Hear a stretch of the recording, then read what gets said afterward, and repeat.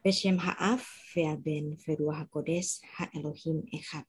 Di dalam nama Bapa dan Putra dan Roh Kudus Allah yang Esa. Amin. Shalom, terima kasih. Senang sekali untuk kesempatan yang diberikan. Dan seminar kali ini topiknya adalah Intertextuality Study, Alkitab Perjanjian Lama dan Perjanjian Baru, tentang hubungan nama Yehuda, Yahudi, dan Judas. Apa sih ilmu intertextuality study itu? Barangkali sebagian dari Anda melihat ini adalah suatu ilmu yang baru. Tapi sebenarnya ini bukan ilmu yang baru. Ini adalah ilmu yang sangat kuno. Hanya saja mungkin di Indonesia ini, bahkan estetis semuanya di Indonesia, mungkin belum mengajarkan ilmu mengenai intertextuality study. Nah, dalam bahasan ini kita akan mempelajari nama Yehuda yang berhubungan dengan nama Yudas dan keterkaitan antara Alkitab Perjanjian Lama dan Perjanjian Baru yang secara intertextuality study bahwa Perjanjian Lama adalah tipologi dan Perjanjian Baru adalah antitype-nya. Alkitab itu selalu memiliki ada tipologi dan ada antitype-nya, ada pengenapannya.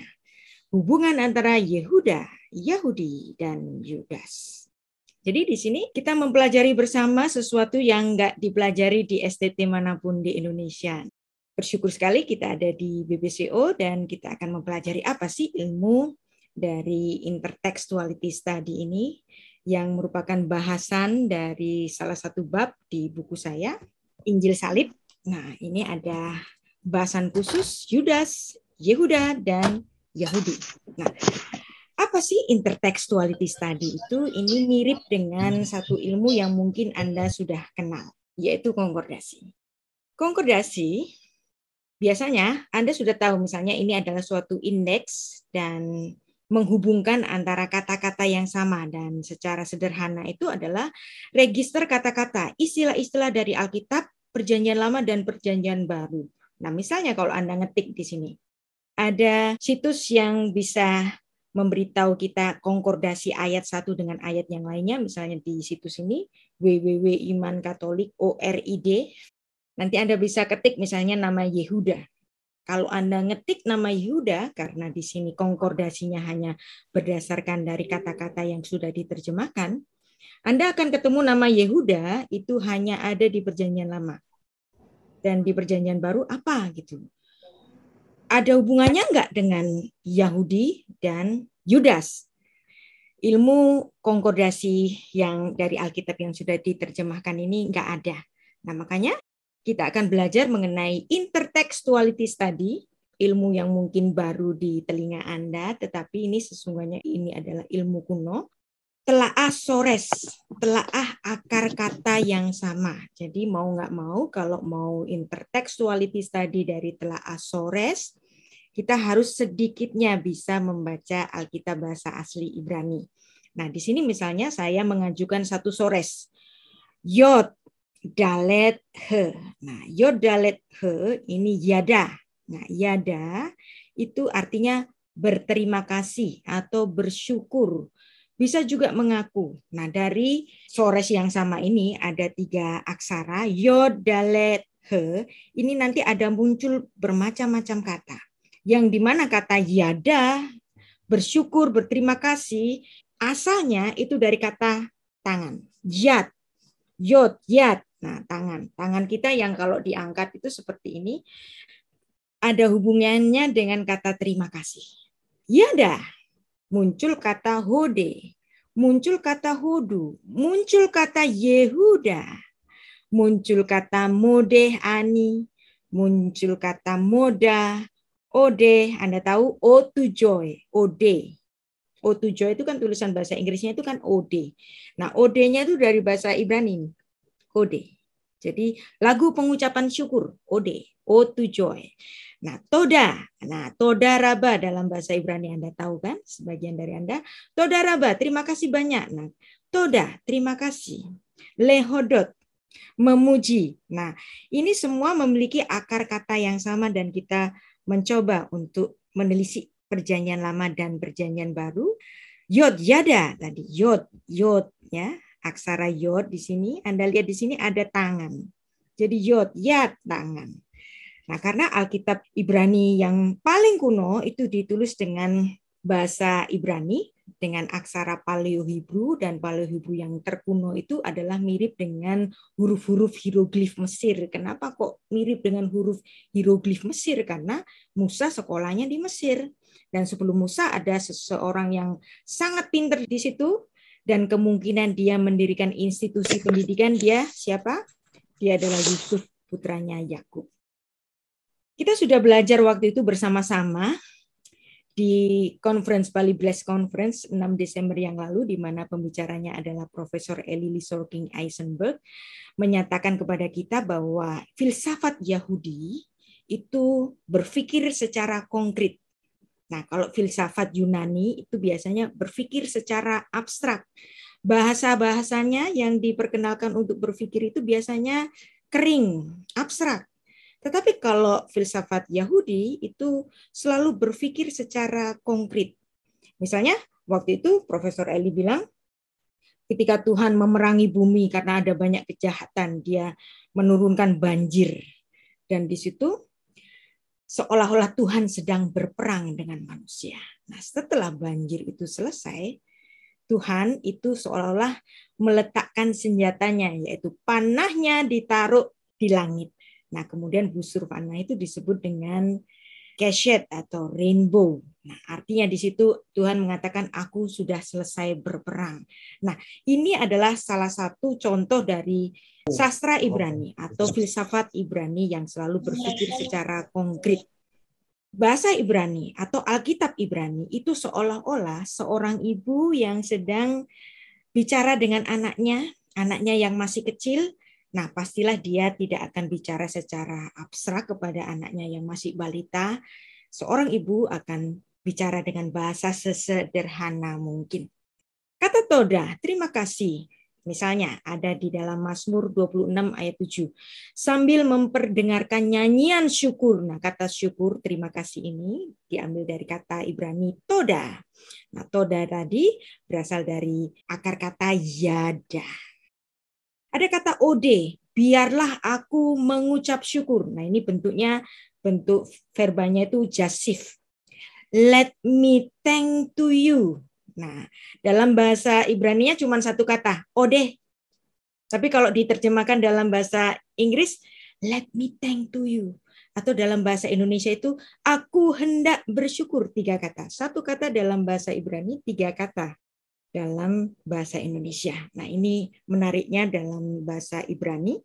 Kalau Anda tahu, sudah mempelajari bahasa Ibrani, Anda rasa-rasanya nggak perlu baca buku tafsir, karena the Hebrew text interpreting itself. Nah, berterima kasih dengan mengangkat tangan. Jadi ini termasuk wujud orang Ibrani kalau bicara, kalau berfilsafat. Kalau terima kasih pasti dia mengangkat tangannya. Yad, ode, yada. Nah, ini adalah merupakan suatu ekspresi yang spontan ketika kita itu mensyukuri apa yang kita punya. Seolah-olah kita menerima itu. Thank God. Jadi yada, yad, toda, Yehuda, berarti nama Yehuda adalah suatu nama yang mengandung ucapan syukur. Kita sekarang intertekstualitas tadi. Yudas, Yehuda, Juda, Jud, itu semuanya adalah nama yang sama. Kok banyak orang Kristen namanya Yehuda? Tapi nggak ada orang Kristen atau bapak-bapak, ibu-ibu yang kalau lahir anaknya dinamain Yudas, nggak ada deh. Padahal nama Yehuda dan nama Yudas adalah nama yang sama. Dan nama Yehuda atau Yudas itu biasanya dikasihkan ke si jabang bayi itu karena orang tuanya mensyukuri atas kelahirannya, sehingga ia mau nggak mau dengan spontan mengatakan thank God, terima kasih, tangannya diangkat. Jadi nama Yehuda, kalau Anda dengar kata Yehuda dari kata Yada, kok ini kok jadi Huda? Nah, Huda itu adalah bentuk binyan huf'al. Apa itu huf'al? Sesuatu yang membuat mau nggak mau engkau mengangkat tangan. Kenapa engkau mengangkat tangan? Karena ada karunia yang besar dari Tuhan. Nah, siapakah yang ngasih nama kepada Yehuda ini? Dia adalah Lea. Lea itu sadar kalau dia itu kurang dicintai. Dia selalu bersaing bagaimana dia itu dicintai oleh suaminya, yaitu Yakub, bersaing dengan Rahel. Nah, Rahel merasa dia dicintai, dia lebih merasa tinggi hati, merasa di posisi yang dicintai, maka Lea di sini hidupnya kurang berbahagia. Tetapi Tuhan melihat orang yang ditindas di sini, kemudian Tuhan memberikan belas kasihannya. Apa belas kasihan dalam bahasa Ibrani? Rechem. Rechem berhubungan dengan rahim. Belas kasihan Tuhan ditunjukkan dengan buah yang ada di rahimnya Lea. Nah, putra pertama bernama Ruben. Nah, Ruben itu berasal dari kata Reuben. Nah, ini seolah-olah si Lea ini mengatakan kepada suaminya yaitu Yakub dan Rahel, Reuben, kalian lihatlah, Ben, meski aku kurang dicintai, tapi aku bisa memberikan kamu Ben, Reuben. Sekarang di sini posisinya Lea menjadi posisi yang tertinggi semestinya karena dia adalah seorang istri prameswari yang bisa memberikan putra kepada suaminya. Tetapi pun ternyata Lea tetap nggak dicintai, dia hidup menderita dan Tuhan lagi-lagi ngasih karunia kepada Lea. Tuhan memberikan putra kepada Lea yaitu Simeon.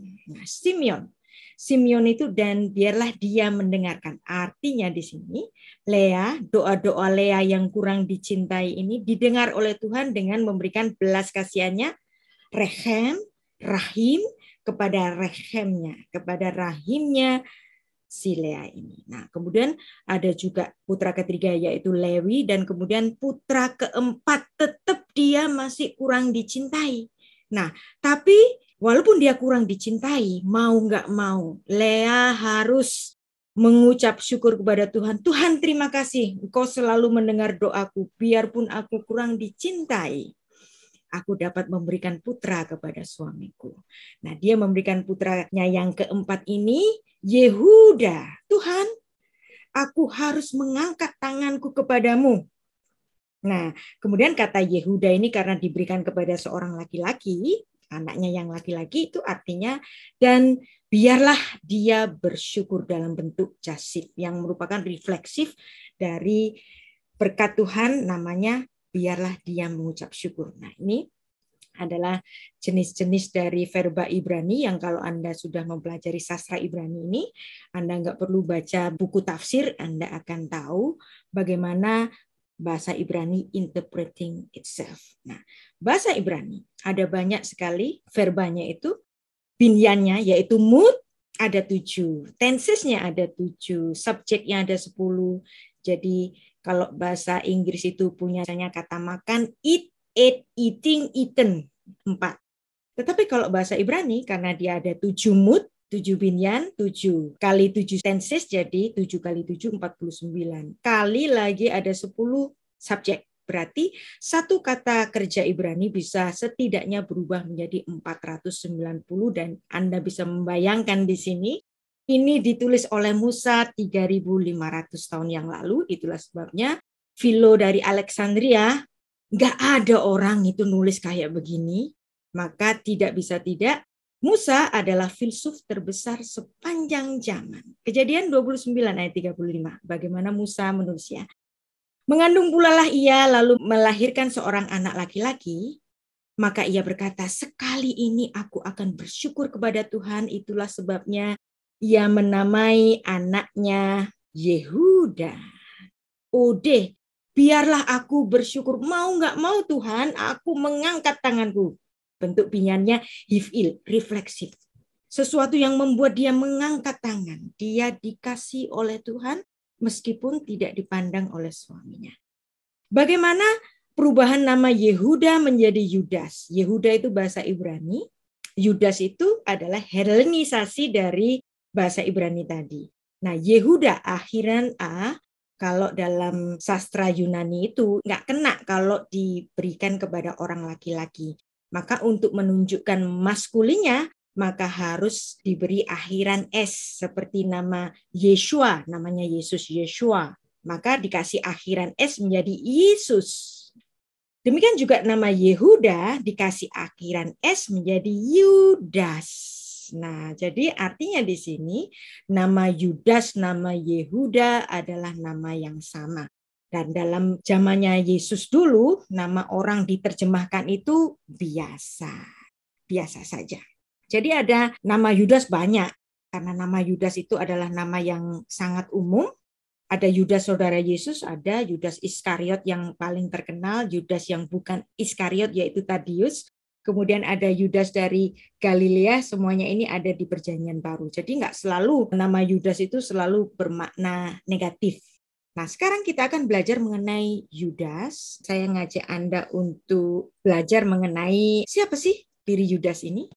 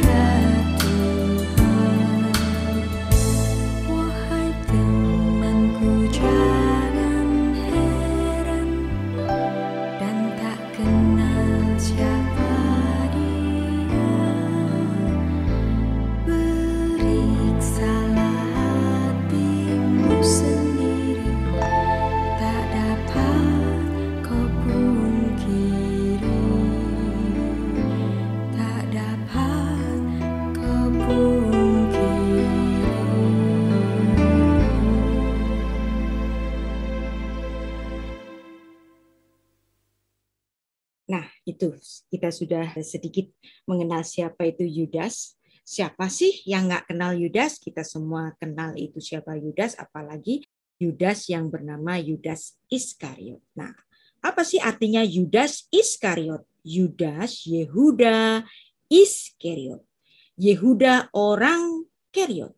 Di sini Tuhan Yesus pernah berkata, aku berkata kepadamu, sesungguhnya seorang di antara kamu akan menyerahkan aku. Yohanes 13 ayat 21.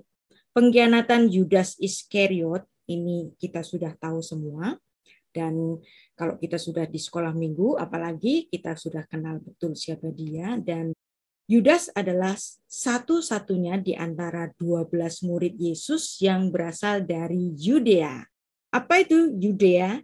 Yudea adalah kerajaan Yehuda yang di bagian selatan. Nah, ini cocok sekali dengan namanya. Dan memang Tuhan Yesus lahir dari suku Yehuda. Dia punya murid yang bernama Yehuda. Jadi kita nggak usah menyebut dia Yudas lagi, karena kita biasanya lupa membedakan antara Yudas dan Yehuda, padahal ini adalah nama yang sama. Untuk kalau Anda orang Ibrani, nama itu ya sama. Di sini dia adalah satu-satunya orang yang berasal dari bagian Yehuda. Jadi bukan Galilea, tetapi dia di bagian Yudea. Yudas Iskariot. Banyak orang memberikan gambaran yang negatif pada dia. Kalau kita dengar Yudas, wah Yudas. Padahal setiap dari kita itu punya karakter Yudas loh, seperti lagu tadi kan. Jadi Yudas ini adalah orang yang diberikan kepercayaan oleh Tuhan, yang dimana dia ditunjuk oleh Tuhan Yesus sebagai bendahara. Padahal di situ ada Matius. Siapa itu Matius? Matius adalah pemungut cukai. Secara kemampuan tentu saja Matius itu mungkin lebih baik atau mungkin lebih cocok untuk dijadikan bendahara karena dia biasa dengan ilmu administrasi kan. Tetapi di sini tampaknya Yudas itu juga memiliki keunggulan sehingga dia dipilih oleh Tuhan Yesus sebagai bendahara bagi setiap perjalanan pelayanannya Tuhan Yesus. Sebagai bendahara, dia orangnya sangat ketat. Kalau Anda jadi pemimpin di suatu perusahaan, Anda kalau pilih seorang akunting, mesti orangnya itu harus teliti banget. Saya bukan orang yang sangat teliti untuk soal duit, makanya kalau di kantor saya harus pilih orang yang sangat teliti, supaya kalau ada apa-apa, dia yang mengoreksi saya, gitu kan. Demikian Yudas itu juga begitu. Dia orang yang sangat teliti, dia sangat perhitungan sekali. Ketika ada perempuan yang memberikan minyak narwastu untuk Tuhan Yesus, dia langsung protes. Seperti yang ditulis dalam Yohanes 12 ayat 1-7 ketika Yesus diurapi di Betania. Dan di situ dia melihat ada pemborosan minyak narwastu yang harganya 300 dinar. Nah, 1 dinar adalah upah orang sehari. Kalau upah orang sehari hari ini berapa ya kira-kira? 100.000, karena mungkin 100.000 lebih gitu kan. Kalau 300 dinar, nah ini Anda bisa hitungnya. 300 dinar itu adalah hampir upah orang 1 tahun. Nah, ini diborosin untuk dicurahkan ke kakinya Tuhan Yesus. Yudasnya protes. Mengapa minyak narwastu yang dijual 300 dinar? Kenapa sih nggak dijual aja dan diberikan kepada orang miskin? Nah, hal itu dikatakannya bukan karena ia memperhatikan orang miskin, melainkan dia adalah seorang pencuri, suka ngentit, suka korupsi. Ia sering mengambil uang yang disimpan dalam kas yang dipegangnya. Maka Tuhan Yesus, biarkanlah dia melakukan ini untuk mengingat hari penguburanku. Ada nubuat dan pemenuhannya. Kalau nubuat yang betul itu pasti dipenuhi. Misalnya dalam Yohanes 13 ayat 18. Bukan tentang kamu semua aku berkata, aku tahu siapa yang telah kupilih, tetapi haruslah genap nas ini. Orang yang makan rotiku telah mengangkat tumitnya kepadaku. Kenapa di sini Tuhan Yesus sengaja pakai kata tumit? Nah, kita sudah belajar kitab genealogi untuk Kejadian 3 ayat 15. Tumit secara khusus disebutkan oleh Tuhan dalam proto-evangelium. Yang artinya di sini ketika Yudas mengangkat tumitnya, artinya di sini Yudas tidak ada di bagian dalam perjuangan Yesus, dan Yesus di situ akan memasuki saat-saat di mana tumitnya akan remuk. Arti tumit di sini adalah keturunan dari si tumit itu. Keturunan dari si tumit itu akan remuk. Remuknya di mana? Remuknya di kayu salib. Untuk bagian ini mungkin kita bisa bahas yang lain. Getsemani adalah tempat yang dirahasiakan Yudas Iskariot untuk mengkhianati Yesus, dan di situ Yudas menjual Yesus dengan harga budak. Kita tahu harga budak disebutkan beberapa kali dalam Alkitab. Misalnya dalam Keluaran, 30 keping perak itu adalah harga budak. Juga dalam Zakaria 11 ayat 12. Jadi Yesus dijual dengan harga yang sangat murah, dengan harga seorang budak.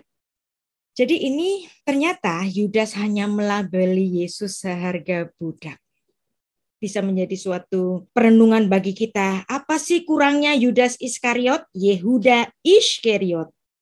Dia memiliki gembala yang baik. Dia memiliki pemimpin yang baik. Dia memiliki guru terbaik, penasehat terbaik Allah yang inkarnasi. Tetapi ia tetap gagal. Jadi yang membuat orang itu mau berubah dan diubah sebenarnya adalah respon dari orang itu sendiri. Tuhan bisa saja memilih dia. Tetapi apabila dia responnya beda, nah maka keselamatan itu tidak dapat diraihnya. Jadi keselamatan itu selalu action dan juga reaksi, mau menerima enggak keselamatan dari Tuhan. Nah, jadi problemnya bukan pada kualitas pemimpin dari Yudas Iskariot itu, atau misalnya kita selalu cari mana gereja yang baik, mana gereja yang baik, mana gereja yang baik.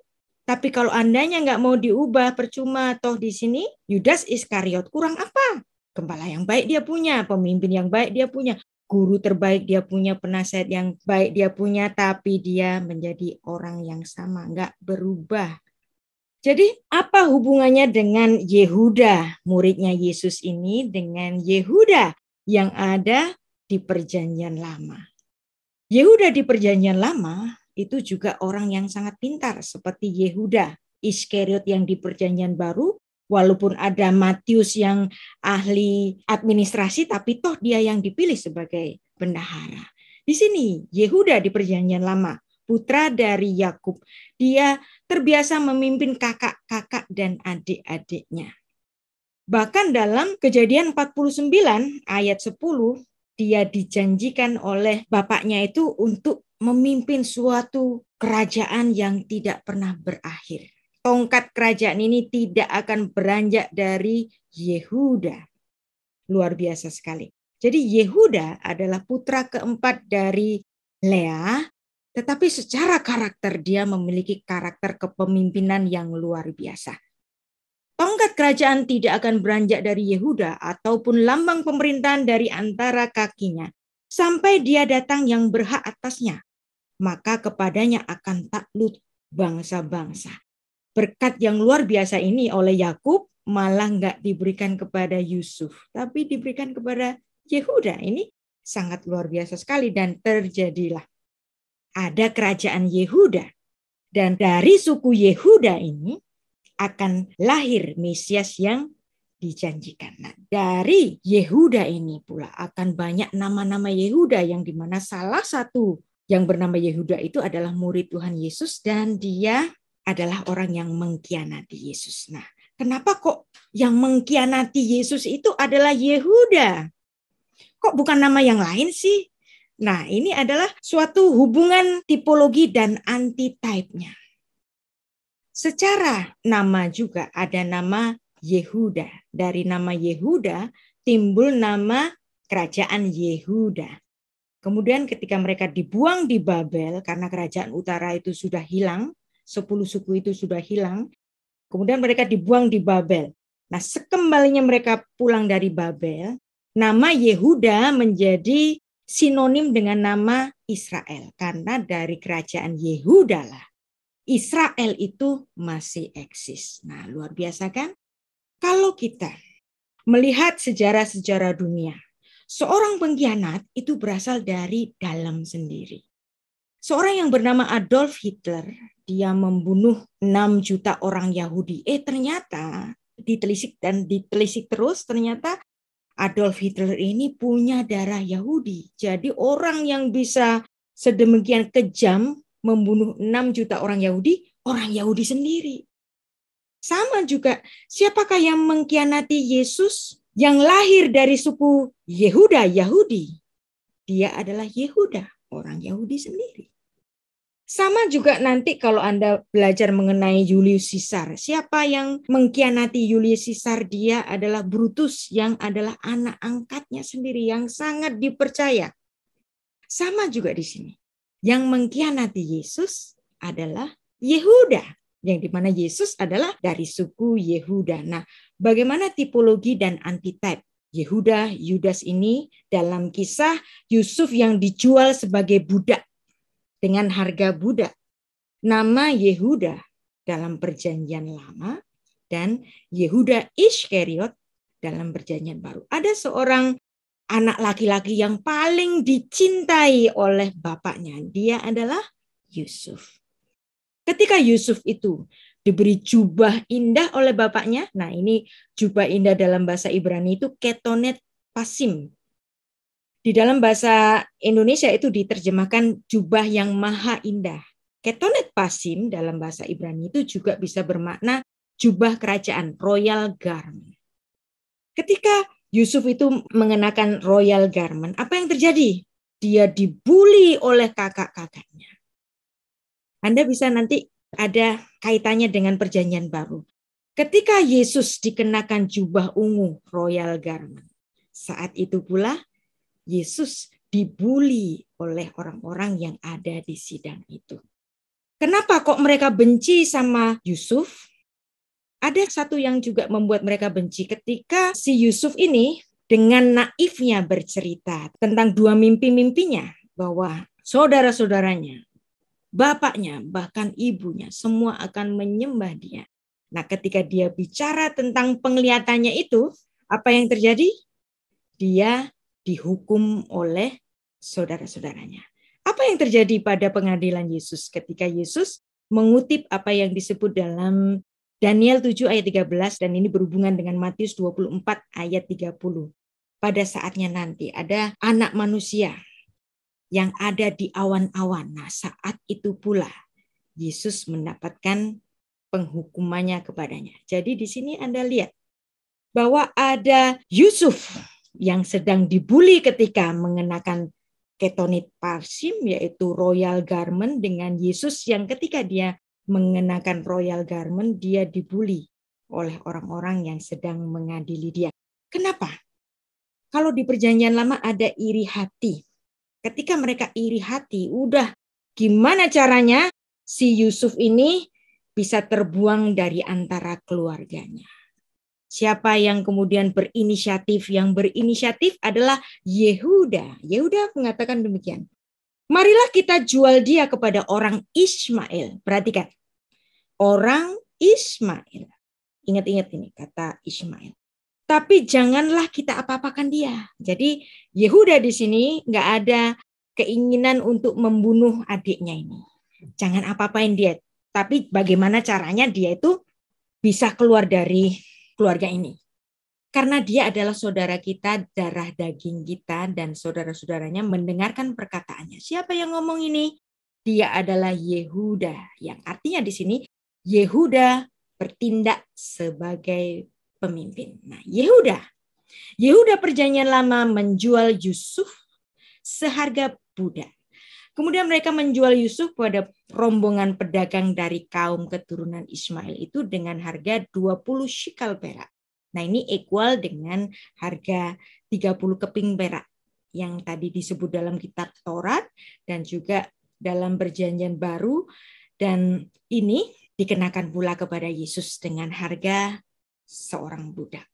Nah, menariknya lagi dari catatan itu kita bandingkan bahwa Yudas Iskariot perjanjian baru dan Yudas di perjanjian lama sama-sama nggak punya keinginan untuk adiknya ini mati di perjanjian lama. Yudas Iskariot juga sebenarnya nggak ingin membunuh Yesus, tapi kemudian dia melihat, waduh ini kayaknya Yesus ini dihukum mati dan kemudian dia menyesal sampai bunuh diri. Jadi sebenarnya keduanya itu sama-sama mengkhianati, tetapi sama-sama tidak ingin membunuh. Kalau Yusuf di perjanjian lama itu dijual dengan harga budak, nah di perjanjian baru Yesus bin Yusuf dia dijual dengan harga budak. Ada yang sangat menarik di perjanjian baru ini dan juga apa yang diyakini oleh orang-orang Yahudi Yudaisme, mereka percaya bahwa Sang Mesias itu adalah Mesias bin Yosef. Nah, kalau dikaitkan ini, bukankah Yesus itu bapaknya namanya Yusuf? Jadi Mesias bin Yosef bisa kita kenakan pada Yesus Kristus ini karena orang Yahudi sendiri percaya bahwa Mesias yang akan datang nanti itu adalah Mesias bin Yosef, dan Mesias bin Yosef ini akan mengalami kesengsaraan. Nah, jadi ada tipologi penderitaan antara Yusuf perjanjian lama dan Yesus. Nah, Yesus perjanjian baru adalah Yeshua bin Yosef. Di perjanjian lama ada sosok Yusuf putra yang dikasihi Allahnya. Nah, di perjanjian baru juga ditulis Matius 3 ayat 17 di mana Bapa mengatakan inilah anakku yang kukasihi. Yang kedua, Yusuf mulai penderitaannya ketika dia diolok-olok saudaranya ketika dia mengenakan royal garment, ketonet pasim. Di perjanjian baru, Yesus mulai penderitaannya ketika diolok-olok, ketika Yesus dikenakan jubah ungu, yaitu warna kerajaan, ketonet pasim. Yusuf dijual dengan harga budak, dan Yesus juga dijual dengan harga budak. Ada sosok Yehuda perjanjian lama, ada sosok Yehuda perjanjian baru yang keduanya sama-sama menjual objeknya ini dengan harga budak. Dari 4 hal ini cocok. Tapi ada yang nggak cocok kayaknya. Nggak cocoknya di mana? Ketika Yehuda perjanjian lama mengatakan, mari kita lihat pihak si pembeli. Siapa itu pembelinya? Yaitu rombongan pedagang dari kaum keturunan Ismail. Loh kan nggak cocok. Kalau yang beli Yusuf di perjanjian lama kan kaum Ismail. Tapi kalau yang di perjanjian baru kan bukan. Dia kan para imam dan ahli-ahli Taurat. Nah, bagaimana cara menyelaraskannya ini? Ini luar biasa. Anda harus membaca satu midras. Midras yang dimiliki oleh orang Kristen sendiri. Kalau orang Yahudi punya kitab midras untuk menjelaskan kitab-kitab Torah, itu dijelaskan oleh para rabi dengan kitab midras. Nah, di perjanjian baru, untuk mempelajari perjanjian lama, Anda harus membaca midras. Midras yang terbaik yang ditulis oleh seorang rabi. Dia siapa?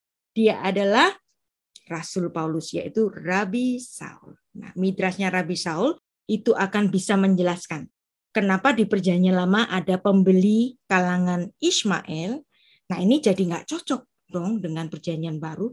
Tetapi dengan membaca keterangan dari tulisan Rabi Saul, Anda akan tahu ternyata ada hubungannya antara orang Ismail perjanjian lama dengan para ahli Taurat dan para imam perjanjian baru yang mereka adalah termasuk dari golongan Ismail. Nah, kenapa Abraham itu memiliki 2 putra? Karena yang satu adalah lambang dari putra yang ada di dalam penghambaan, yaitu Hagar. Yang satu adalah putra dari ibu yang adalah ibu merdeka, yaitu Sarah.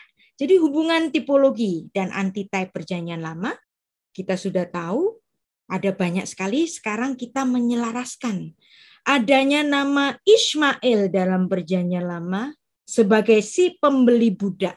Nah, tapi di perjanjian baru si pembeli budaknya itu orang Yahudi, bukan orang Ismail. Nah, ini hanya dapat dibaca dalam midrasnya Rasul Paulus dalam Galatia 4 ayat 21 sampai 31. Ini luar biasa. Nah, kalau di perjanjian lama itu orang Ismail itu disamakan dengan orang Midian. Nah, orang Midian dan orang Ismail oleh Musa digunakan sebagai kata yang interchangeable, saling bisa mengganti. Kalau Musa nulis orang Ismail, itu juga bisa dia mengatakan itu juga orang Midian. Dan itu juga orang Ismail, dan itu juga orang Midian. Lah, Midian kan anaknya Ketura, sedangkan Ismail kan anaknya Hagar. Nah, ini menarik sekali. Ada banyak ayat-ayat di Alkitab kita, misalnya dalam Kejadian 37 ayat 27 sampai 28, antara orang Ismail dan orang Midian itu digunakan secara interchangeable, bisa saling mengganti. Kemudian dalam Hakim-Hakim, ada juga Hakim-Hakim 8 ayat 22 sampai 28, ada orang Midian yang disamakan dengan orang Ismail. Dan itu membuat para rabi Yahudi menyatakan bahwa Ketura itu adalah Hagar. Kejadian 25 ayat 1 sampai 2, Ketura istrinya Abraham ini kemudian melahirkan Midian. Tetapi kenapa kok Musa itu menyebut Midian itu sama dengan orang Ismail? Karena di hadapan Musa, ya ini menurut penafsiran para rabi, Hagar dan Ketura adalah orang yang sama.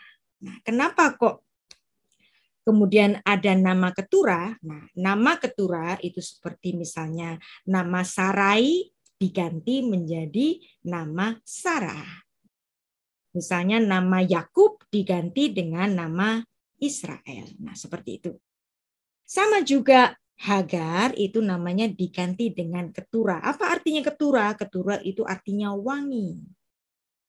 Dari sini para rabi itu menganggap bahwa sosok Ketura dan sosok Hagar adalah orang yang sama.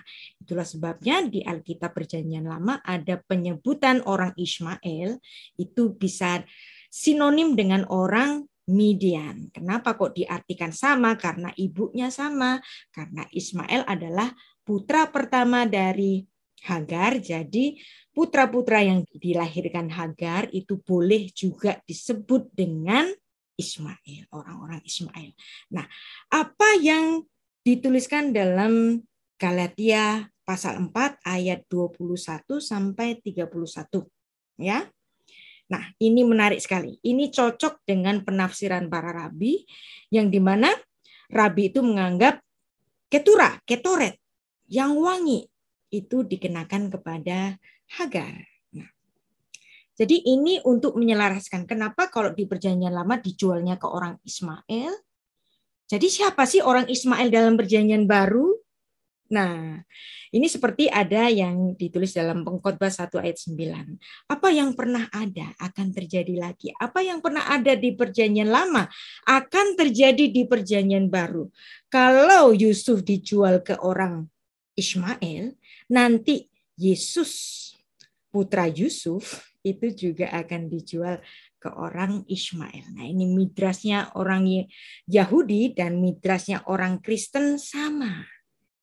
Yang dimana Rasul Paulus ini menuliskan sesuatu yang sangat menarik dan kita belajar secara pesyat. Nah, dari pesyat ini kita akan membuka ada banyak kunci-kunci yang kurang kita pahami kalau kita hanya membaca Alkitab yang sudah diterjemahkan. Galatia pasal 4 ayat 22. Bukankah ada tertulis bahwa Abraham memiliki 2 putra?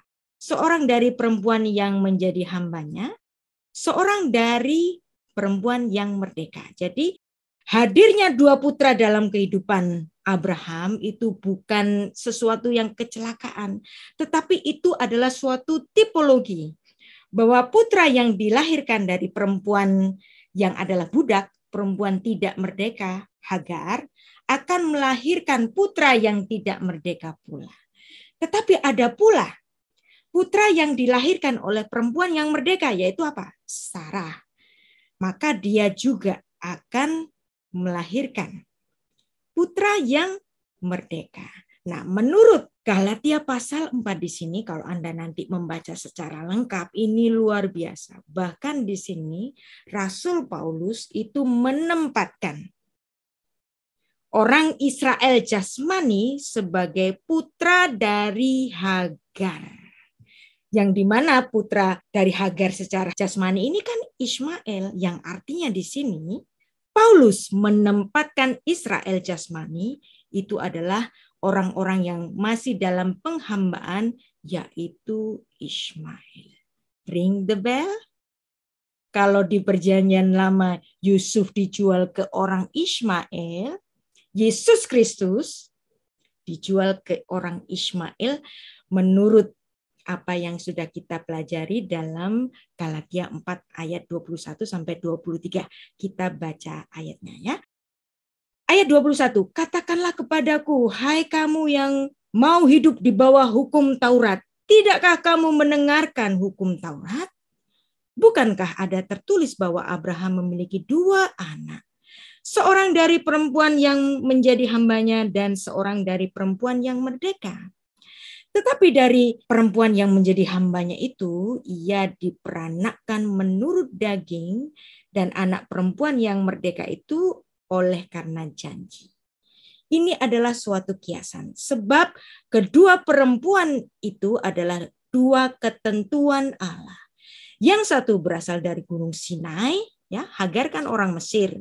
Jadi dia berasal dari Gunung Sinai dan melahirkan anak-anak perhambaan, yaitu Hagar. Hagar ialah Gunung Sinai di tanah Arab. Dan ia sama dengan Yerusalem yang sekarang. Jadi Anda bisa bayangkan di sini. Rabi Saul, seorang scholar terbaik dari Beit Hillel, dia mengatakan bahwa Yerusalem yang sekarang itu Hagar. Karena Yerusalem yang sekarang ada di bawah perhambaan. Perhambaan apa? Perhambaan hukum Taurat. Maka anak-anak yang dilahirkan secara daging, Israel daging, adalah anak-anak perhambaan. Yang dimana Israel secara daging ini menurut Galatia pasal 4, dia adalah ditempatkan sebagai Ismail. Jadi kalau Yehuda Iskariot menjual Yeshua putra dari Yusuf itu seharga budak ke orang Ismail, betul. Karena para ahli Taurat, para imam-imam itu semuanya adalah orang-orang Israel jasmani. Yang di Galatia pasal 4 adalah Ismail. Nah, sekarang ayat 26 ini menarik sekali. Tetapi Yerusalem surgawi adalah perempuan yang merdeka. Ia adalah ibu kita. Luar biasa. Jadi Anda dan saya ditempatkan sebagai orang-orang yang lahir dari perempuan merdeka. Karena hukum Kristus yang isinya hanya 2 itu, itulah yang memerdekakan kita. Karena itu ada tertulis, bersukacitalah hai si mandul yang tidak pernah melahirkan, bergembiralah, bersorak-soralah, hai engkau yang tidak pernah menderita sakit bersalin, sebab yang ditinggalkan suaminya akan mempunyai lebih banyak anak daripada yang bersuami. Dan kamu saudara-saudara, kamu sama seperti Ishak yang adalah anak-anak janji. Tetapi seperti dahulu, dia yang diperanakkan menurut daging, menganiaya yang diperanakkan menurut roh. Ya, Yesus sedang dianiaya sampai dia harus mati di kayu salib. Tetapi apa kata nas kitab suci? Usirlah hamba perempuan itu beserta anaknya, sebab anak hamba perempuan itu tidak akan menjadi ahli waris bersama-sama dengan anak perempuan merdeka itu. Karena itu, saudara-saudara, kita bukanlah anak-anak hamba perempuan itu, melainkan anak-anak perempuan merdeka. Nah, dari sini kita tahu bahwa melalui pembacaan Galatia 4:21 sampai 31 ini adalah suatu midras yang luar biasa.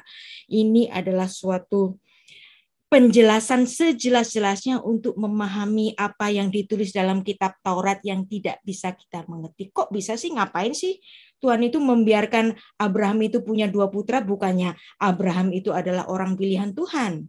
Kalau memang Ismail itu tidak dikehendaki Tuhan, kenapa kok nggak dilarang, kok nggak dihalau gitu, kok dibiarkan anak itu lahir? Berarti di sini Ismail bukan anak kecelakaan. Ismail adalah tipologi dari apa yang terjadi kemudian. Ya, menurut Galatia 4 ayat 21 sampai 31. Nah, perbudakan menyiratkan bahwa itu ditandai dari kondisi Hagar sebagai hamba perempuan, yang dimana mereka itu diperhamba dari perjanjian yang di Sinai, yang di tanah Arab itu. Nah, jadi di sini ada kontras antara Yerusalem yang sekarang dengan Yerusalem surgawi.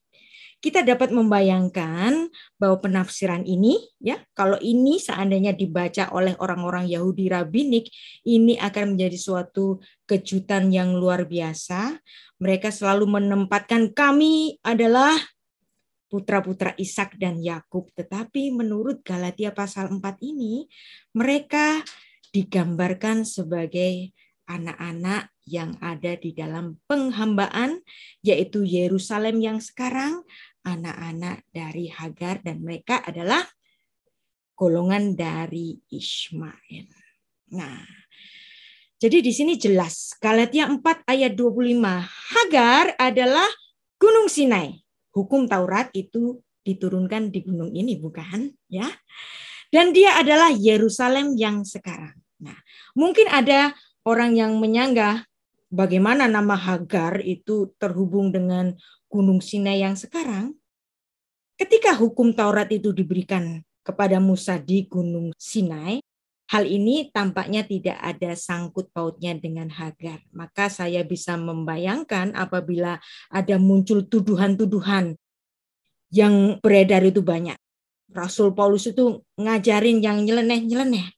Tetapi kalau kita melihat hal ini adalah suatu tipologi yang kuncinya hanya bisa dijawab kalau Anda membaca midrasnya dari Rabi Saul di sini. Maka tidak bisa tidak. Rabi Saul memberikan suatu penjelasan yang luar biasa dari kitab Torah itu. Gereja selalu melihat tujuan utama dari alegori ini. Nah, tentu ada banyak sekali orang Yahudi yang nggak setuju dengan Galatia 4 ayat 21 sampai 31 ini karena mereka selalu menganggap bahwa mereka adalah putra-putra dari Sarah. Nama Israel Israel. Nah, ada namanya Sarah di situ. Dia laki-laki, kemudian Sar itu Prince El. Dia adalah Prince of Elohim. Dia adalah pangerannya Elohim. Nah, kata Sarah sendiri artinya adalah putri raja. Jadi Israel itu disebut sebagai para pangeran. Nah, ini tentu saja ini nggak kena mengena kalau kita berhadapkan dengan kepercayaan Yudaisme rabbinik, ya. Nah, jadi di sini kita bisa melihat ada suatu hubungan antara perjanjian lama dan perjanjian baru. Nah, kalau Anda membaca Galatia pasal 3, ini juga menarik sekali ayat 14. Yesus Kristus telah membuat ini supaya di dalam Dia berkat Abraham sampai kepada bangsa-bangsa lain.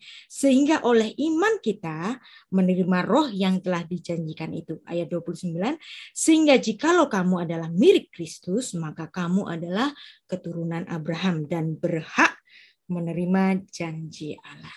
Nah, kalau Anda membaca pada tulisan-tulisan bapak-bapak gereja, yang sangat spesifik sekali, dia adalah seorang yang bernama Agustinus dari Hippo. Nah, pada abad ketiga, dalam literatur Kristen yang ditulis oleh Bapak Gereja Agustinus ini, istilah Hagar itu menjadi kode bagi sinagoga yang ada di Eropa di sana. Nah, ini menjadi kode bagi orang Kristen, menganggap Hagar adalah suatu kode bagi orang Yahudi itu. Jadi kita lihat di sini, penghambaan kepada hukum Taurat. Hukum Taurat itu sangat menekan bagi orang-orang yang mengikutinya. Rabi Saul berpesan, jangan mengikuti Yerusalem yang sekarang, yaitu orang-orang yang hidup dalam penghambaan. Nah, marilah kita mengikuti hukum yang sudah dibawa sendiri dari Allah sang hukum itu. Untuk menjadikan kontras antara 613 hukum Taurat yang sangat memberatkan itu, Tuhan kemudian merangkumnya menjadi 2 hukum saja, menjadi hukum Taurat Kristus, yaitu hukum kasih.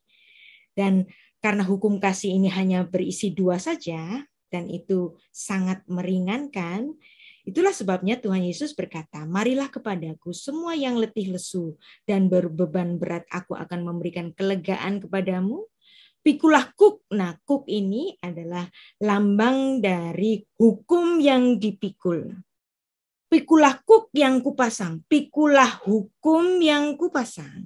Nah, ini kontras dengan pikulah hukum yang dipasang oleh Musa. Hukum yang dipasang oleh Musa ada 613. Karena ini ada hukum yang baru dan hukum ini ringan, maka belajarlah kepadaku, kata Yesus. Karena aku lemah lembut dan rendah hati, dan jiwamu akan mendapatkan ketenangan. 613 hukum Taurat dikontraskan dengan hukum Kristus. Maka beban berat dalam ayat tersebut adalah beban berat syariat agama, yang dimana dalam syariat agama Yahudi bukan hanya 613, tetapi ada hukum-hukum tambah-tambahan yang lain. Karena setiap rabi Yahudi itu memiliki kuasa untuk menambahkan aturan-aturan yang memagari hukum Taurat itu. Jadi bisa Anda bayangkan, tentu saja ada ribuan ketentuan yang harus dipikul oleh orang Yahudi. Itulah sebabnya Tuhan berkata, marilah kepadaku semua yang letih lesu karena memikul beban berat. 613 plus tambah-tambahan dari para rabi, karena aku hanya memberikan 2 hukum, yang dimana 2 hukum ini mencakup semua apa yang ada ditulis dalam Taurat. Karena engkau mengasihi sesamamu, maka engkau tidak akan menjadi pencuri. Karena engkau mengasihi sesamamu, maka engkau tidak akan menjadi seorang koruptor. Engkau akan menjadi pegawai pemerintah yang terbaik, memikirkan rakyat. Dari 2 hukum saja, orang bisa mengikuti segala apa yang dilarang dalam kitab Torah itu, termasuk perzinahan, pencurian, pemerkosaan, dan lain-lain, hanya dengan memiliki 2 hukum Kristus saja. Nah, maka benarlah bahwa orang-orang yang percaya Kristus adalah umat yang sudah dimerdekakan. Karena mereka adalah umat yang ada pada Yerusalem surgawi. Galatia 4 ayat 26 sampai 31. Jadi sekarang kita bisa melihat satu keterkaitan. Seperti Pengkhotbah 1 ayat 9. Apa yang terjadi dahulu sebagai tipologi, ada antitype-nya di Perjanjian Baru. Ada Yusuf yang memakai royal garment. Ada Yesus, putra Yusuf, yang memakai royal garment. Ketika dua-duanya mengenakan itu, dua-duanya sedang dibuli. Ya. Dan kemudian dijual ke orang Ismail. Yesus pun dijual kepada orang Ismail. Nah, kita sudah mempelajari itu dengan bantuan Galatia pasal 4. Nah, ini ada juga tipologi penyelamatan. Di Perjanjian Lama, Yusuf menyelamatkan saudara-saudara semua dari bahaya kelaparan. Dan dia menempatkan dirinya sebagai seorang juru selamat di situ. Nah, di Perjanjian Baru, Yesus putra Yusuf menjadi juru selamat bagi umat manusia yang percaya kepadanya. Jadi selalu ada tipologi dan antitype-nya. Jadi sekarang kita sudah dapat melihat antara Yehuda Perjanjian Lama dan Yehuda Perjanjian Baru. Yehuda Perjanjian Baru adalah tipe dari orang-orang Yahudi saat itu. Mereka menginginkan seorang Mesias yang sesuai kriteria yang mereka mau. Yudas Iskariot tidak bermaksud jahat untuk menghukum mati Yesus. Enggak, dia enggak ingin Yesus dihukum mati. Tapi ternyata dia dihukum mati. Ini sama dengan Yehuda di Perjanjian Lama. Yehuda di Perjanjian Lama tampaknya dia tidak ingin membunuh Yusuf. Tapi sebenarnya ketika dia menjual Yusuf sebagai budak, nah, seorang budak itu enggak ada yang umurnya panjang. Biasanya budak itu umurnya pendek. Karena kenapa? Dia harus kerja rodi. Yang artinya di sini ketika Yehuda Perjanjian Lama mengirimkan adiknya ini untuk dijual kepada pedagang Ismail itu, sebenarnya Yehuda itu mengirimkan adiknya untuk dihukum mati. Tetapi Tuhan berkehendak lain, ada banyak hal yang membuat Yusuf itu terselamatkan di Mesir. Tetapi sebenarnya kalau dia mengirim adiknya itu sebagai budak, itu sama dengan mengirim adiknya untuk mati muda Nah, ini sama juga di Perjanjian Baru. Yehuda Iskariot tidak bermaksud untuk membunuh Yesus. Tetapi Yesus dijatuhi hukuman mati di situ dan Yehuda Iskariot sangat sedih. Nah, gelar Yesus adalah Raja Yahudi selalu memberikan hal yang mencelakakan kepada Yesus. Awal mula ketika kelahirannya, Matius 2 ayat 2. Ketika gelar Raja Yahudi itu dikenakan kepada bayi yang lahir itu, jadinya apa? Bayi itu diburu oleh Herodes yang membuat Yesus itu harus lari ke Mesir. Dan banyak sekali bayi-bayi yang berumur 2 tahun ke bawah, mereka harus menghadapi infantisida. Dan ketika Pilatus berkata, inilah rajamu, apa yang dijawab oleh orang-orang Yahudi itu malah ngomong, salibkan dia, salibkan dia. Selalu ada pembunuhan.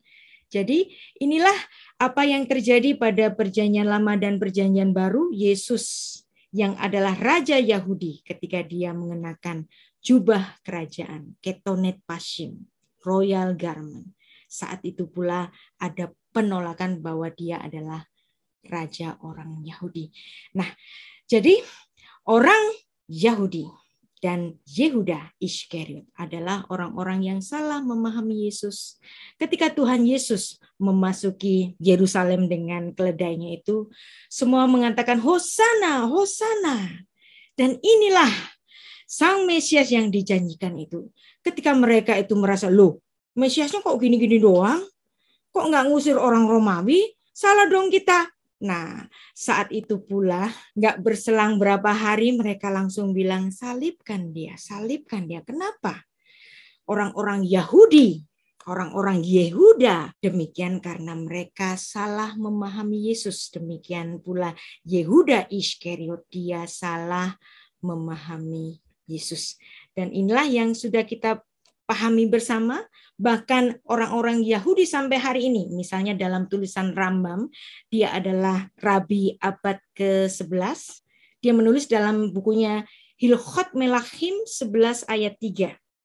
Dia menyebut betul-betul mengenai Yesus Kristus yang dia kaitkan dengan Simon Bar Khokhbah. Simon Bar Khokhbah itu dulu dianggap oleh Rabi Akiva sebagai Mesias yang dijanjikan. Karena dipikirnya melalui Simon Bar Khokhbah ini penjajah Romawi itu bisa diusir mundur. Tetapi ternyata Simon Bar Khokhbahnya itu mati di dalam pertempuran itu. Dia dihukum mati. Termasuk Rabi Akivanya juga dihukum mati. Nah ini menurut Rambam, menurut Rabi Moshe ben Maimun, dia menulis demikian. Seperti kesalahpahaman dari Akiva. Seorang Mesias kalau mati, pasti dia bukan Mesias yang dijanjikan. Kemudian Rambam ini menyamakan Simon Bar Khokhbah dengan Yesus Sang Mesias. Jadi di sini khusus pada ayat 5 ini dia menulis demikian. Jika dia tidak berhasil atau dia terbunuh, diketahui bahwa dia bukanlah Mesias.